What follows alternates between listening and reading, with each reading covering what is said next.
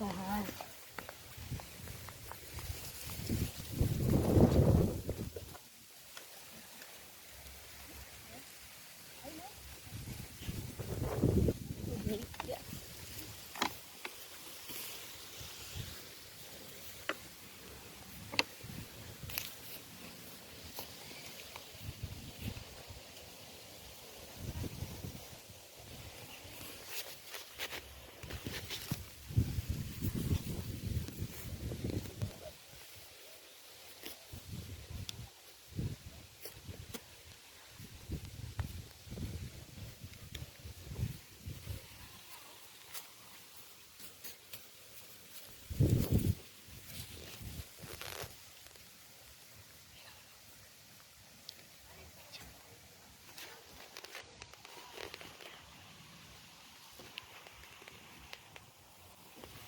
Olha, nossa piscina aqui, onde estava só a marcação, agora ela já tá tendo água, já tem até água na nossa piscina. Aquela parte ali que tá mais rasa, que ela vai ficar mais rasa mesmo, só que ela vai ter mais fundação um pouquinho. Meu fazedor de piscina, meu esposo, ontem foi só eu mais a galerinha, de noite já que meu esposo já veio já de tardinha.